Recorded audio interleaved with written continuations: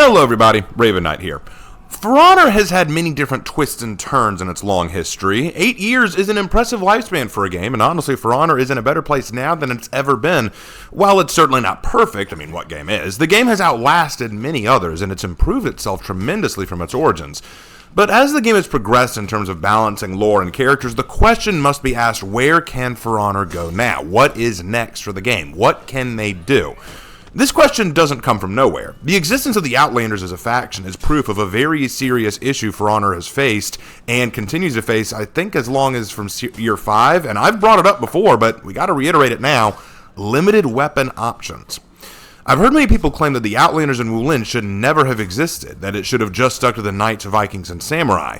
The problem, though, is that these warriors only have so many variations in weapons and armor styles before you run out of unique heroes. Let's be honest, guys. Warmonger and Griffin are almost counterparts to Warden and Lawbringer. 4 of the Viking heroes carry some form of axe. And how many variations of the Samurai sword do we need for the Samurai before we just insert Zoro from One Piece in his 3-sword style? This isn't a criticism. It's an observation. I've been very impressed with how For Honor has implemented and added new heroes and weapons, but eventually the issue will arise where it becomes hard to find new weapons and unique fighting styles to implement. That's why the Wulin and the Outlanders exist, because through them we can find new weapons, new cultures, and new unique fighting styles beyond the original 3 factions. Even now, we've barely scratched the surface of Chinese weapons the Wulin could use, and there are still a few cultures that could step in as Outlanders. We are not dry or sparse yet, which is a good thing. But what could they add in terms of lore and characters and things like that? Now, for anyone interested, I've already done a series of videos already discussing whole years of For Honor dedicated to specific factions, but let's take a more broad look at things. The game writers said something very interesting in The Last Warrior's Den, that the real theme of For Honor comes down to answering a question. What do you do when resources are scarce? How do you respond in the face of catastrophe and you know that not everyone will make it out? Horkos' answer was war. Why? Because war defines the pecking order and who will survive. It's nature. The strong will always endure and the weak will die. So giving the weak what belongs to the strong is suicidal and wrong. That's been the ideology of Horkos from the beginning.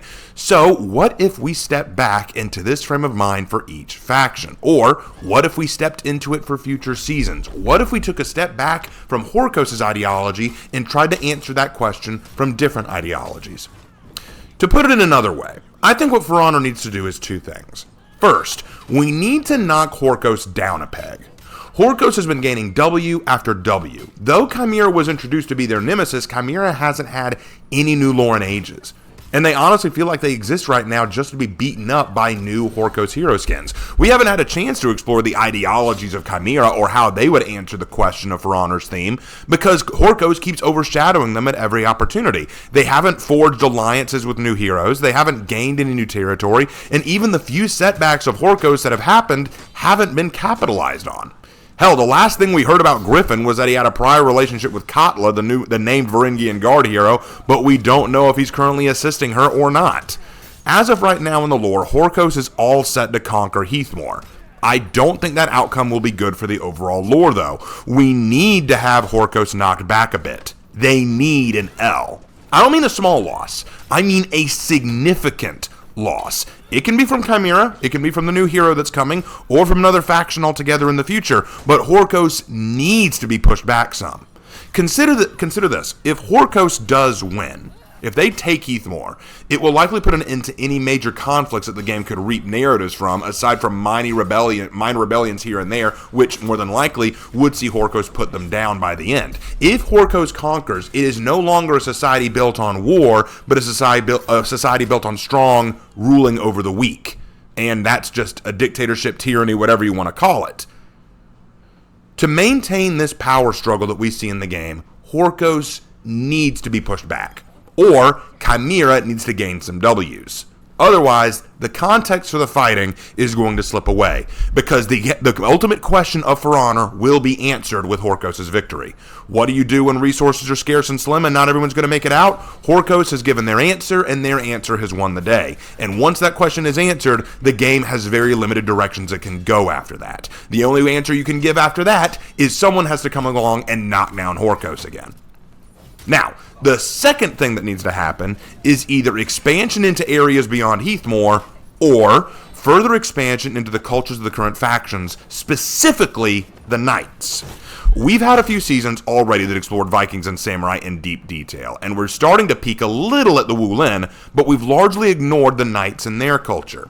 There are a few reasons why this is, partly because a lot of the Knights' culture revolves around Christian doctrine, and I know For Honor's afraid to step outside of the secular. Also because Knight culture lacks some of the flair and intrigue of Knight and Samurai. If you need proof of this, notice how almost all the Knight hero skins have either been historical or mythological figures in the world of For Honor, like Ramiel or Unsung Knight, or, if they haven't been that, they've been villainous agents of Horkos, either Ravier or Vela. To put it simply, the Knights have been treated largely as the visages of villainy and images to fall back on for lore, not as actual characters meant to offer insight into the culture, ideals, or motives of the Knights of the medieval age. Now look, I get it. Not everyone likes the Knights. People have been complaining nonstop about how we don't need any more Knight heroes, so I get it. Some people are not fond of the Knights. Fine. If you don't want to explore the Knights further, then at the very least give us more insight into the cultures outside of the original three. The Wulin have gotten 2 seasons of exploration, but both have been focused primarily on deception themes. I'd like to see the Wulin explored in other facets as well, perhaps in terms of tradition or mythology, and that's not even including the Outlanders. Would it not be a unique idea to include warriors going outside of Heathmoor, or perhaps show what the Outlanders are doing in Heathmoor? For example, the Magi wanted to guide Heathmoor, right? Okay, what have they said? What have they done? Have they built any monuments or remodeled any fortresses in their own unique style? Have the Aethera, having remade their celestial sphere, tried to bring any new insight to the people of Heathmoor? Who have they allied with? Are the Ocelot here to stay, or are they planning on returning home at some point? These heroes have arrived, but they aren't doing anything more than engaging in battle. What do they want now? These questions could be the subject of whole seasons. What happens if the Outlanders actually unify? What happens if the Outlanders put aside their differences and say, hey, you know what? We're stronger together than apart. Or, another option, what happens if certain Outlanders ally with specific factions? What if the pirates allied with their old cousins, the Wulin? What if the Magi allied with the Vikings to help guide them after Bolthorn was defeated? What if the Ocelot joined with the Samurai because they both live in jungle-like territories? What if the Aethera put aside their religious differences with the Knights and joined them? What if the Aethera saw something new in the Celestial Sphere that forces them to react? All of these are potential opportunities for seasons where we see Outlander cultures meshing, melding, conflicting, and unifying with existing cultures in the setting. We could explore that. My point that I'm trying to make with this whole video is this. For Honor's not out of direction. I've heard a lot of people saying, oh, it's a dead game, it's going to die. It has not. In fact, if anything, the game has stood the test of time better than most games have. Going on 8 years and stronger than ever, For Honor is a marvel of a game. It has done an absolutely outstanding job. To me, I think if the game wants to endure and maintain its very fun and engaging lore, it needs to be prepared to expand and explore things that it hasn't yet. Yes, it's one thing to create really cool heroes. Yes, it's one thing to create some unique weapons. And granted, they need to be prepared to do that. That's why the Outlanders are there. That's why we need more Wulin heroes. We need to be prepared to expand and explore these things.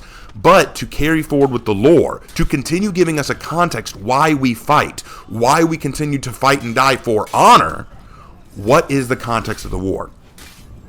To give you a different example before I wrap this up, I heard someone once tell me that the Crusades that the medieval knights went on in real history only happened just because the knights just felt like going on crusade. That's poppycock and stupidity, if anything. There were plenty of reasons. Whether you support those reasons or not is your decision, but there were reasons why the Crusades happened on both sides of the issue. It's the same with For Honor. We need to fight, obviously. For Honor is a war game. We're going to fight, but we need a reason to fight. And if Horkos continues to win and finally takes over Heathmoor, well, what's the reason now? Horkos has answered the ultimate question of For Honor. What do we do when resources are scarce? Well, Horkos' answer has been solved. It has been given to us. It's the new lore. We just give everything to the strong and the weak die. Now you might say, well then obviously the next year or season could be about a rebellion rising up against Horkos. One, we already had 2 seasons about that. I think one was actually called Resistance. And 2, well, Wouldn't that just go right back into what I said, that Horkos needs to suffer an L? So you make the excuses you want. Inevitably, Horkos has to be pushed back. And for all you Horkos fans out there who are going to tell me that they shouldn't suffer an L, do you really just want your faction to be nothing but the, I don't know, unbeatable faction that never has any nuance or difficulty in what they do? They just naturally win everything. I think it's far more intriguing that they do have setbacks, struggle. It's difficult for them. I think that makes them far more entertaining as villains rather than just, they win everything. Right now, I want to see Horkos take some L's. Since they're bringing Horkos back into the lore of For Honor, that's what I think needs to happen with them. And, as I said before, we need answers to what the Outlanders are doing, what the Wulin are doing, and I'd really like to explore the Knights more than we have. And yes, I know, some are going to say, we've had Knight-themed seasons. Can you really say that the first season of this year was really Knight-themed when it was more than anything just reminding us of the start of For Honor? It was mostly themed around that initial beginning right after the Cataclysm when the Unsung Knight fought that first Viking and first Samurai? Can you really say that was Knight-themed? And then the Inquisition season. Yeah, there was some Gothic art and stuff that was put in there, but was that really understanding the Knights? Or was it just pointing at a specific period of medieval history, the Inquisition, and calling that Knight-themed? There's way more to medieval knights than just the Inquisition. I think we could really explore the knights in a much more deep way. And I even did a video where we could do that. Go check that out. I'll leave the link to it in the description. But that's all I got for you today. Just my thoughts on where For Honor could go and what I think needs to happen. Got more stuff I could say about this, but we'll save those for other videos. Until then, guys, I will see you in my next video. Take care.